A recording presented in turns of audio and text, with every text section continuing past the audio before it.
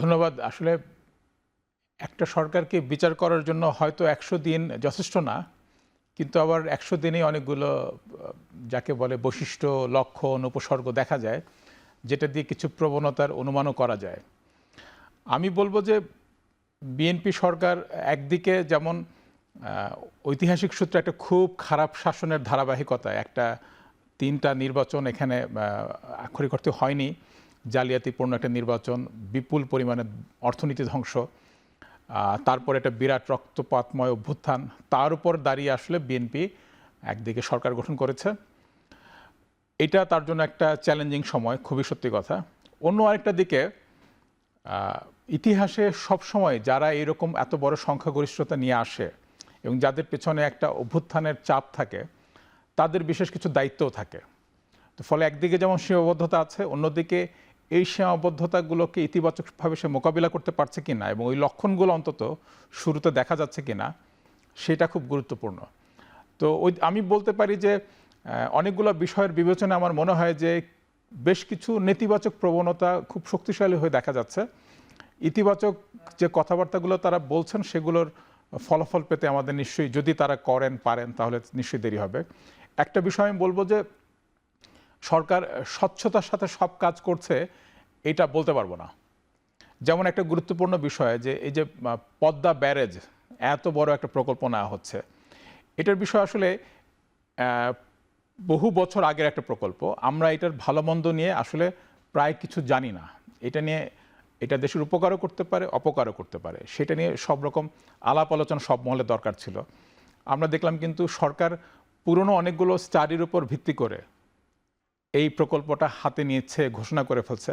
উচিত ছিল এটার ভালো মন্দ নিয়ে বিশেষজ্ঞদের কথা বলার সুযোগ দেওয়া, এটার অর্থনীতির দিকগুলো কি, এটার পরিবেশগত সমীক্ষা কি বলছে, পলি অপসারণে খরচ কত হবে, ভারত পানি না দিলে কিভাবে তার বিকল্প ব্যবস্থা করা হবে, সেগুলো নিয়ে কিন্তু কোনো আলোচনাটা নাই। এই আলোচনা না, বৈজ্ঞানিক সমীক্ষা, পরিবেশগত প্রভাব, এগুলো নিয়ে যদি গণমাধ্যমে প্রচুর লেখালেখি হতো, তার ভিত্তিতে সিদ্ধান্ত নেওয়া হতো, 40,000 কোটি টাকার একটা বা 50,000 কোটি টাকার শেষ পর্যন্ত এই প্রকল্পটা দাঁড়াবে, সেটা এত একতরফাভাবে ঘোষণা করা ঠিক না। একইভাবে এরকম কয়েকটা বিষয় বলতে পারি, যেমন ধরেন অন্তর্বর্তী সরকারের বহু সমালোচনা আমরা করব, কিন্তু অন্তর্বর্তী সরকারের অনেকগুলো ভালো কাজ ছিল, অনেকগুলো ইতিবাচক অধ্যাদেশ তারা করেছিল। এই বিচার বিভাগের জন্য আলাদা সচিবালয় কিংবা আরও অনেকগুলো ভালো ভালো উদ্যোগ তাদের ছিল। সেগুলো কিন্তু এই অধ্যাদেশগুলোকে সংসদের প্রথম অধিবেশনে আইনে পরিণত করা হয় নাই, ফলে সেগুলোর একটা বড় অংশ বাতিল হয়ে গেল। তো সরকার আমাদের আশ্বস্ত করছেন যে এটা তারা বাস্তবায়ন করবেন, ভবিষ্যতে সংসদে বিল এনে বাস্তবায়ন করবেন। কিন্তু এই অধ্যাদেশগুলো কিন্তু শুধু অন্তর্বর্তী সরকারের অর্জন ছিল না, ওগুলো ছিল গণঅভ্যুত্থানের অর্জন। ফলে ভালো হতো যদি সরকার ওই গণঅভ্যুত্থানের অর্জনগুলোকেও স্বীকার করতেন এবং তার ধারাবাহিকতায় সংসদে বিল এনে সেগুলোকে বাস্তবায়ন করতেন। আমাদের গণতন্ত্র শক্তিশালী হতো, জবাবদিহিতা শক্তিশালী হতো। সেই কাজগুলো তারা করেন নাই।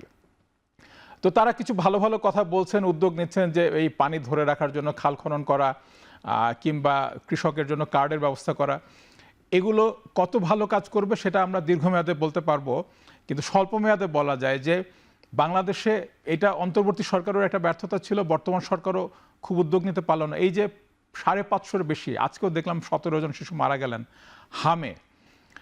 তো পুরো ব্যাপারটা কিন্তু ভয়ানক এবং রহস্যময়।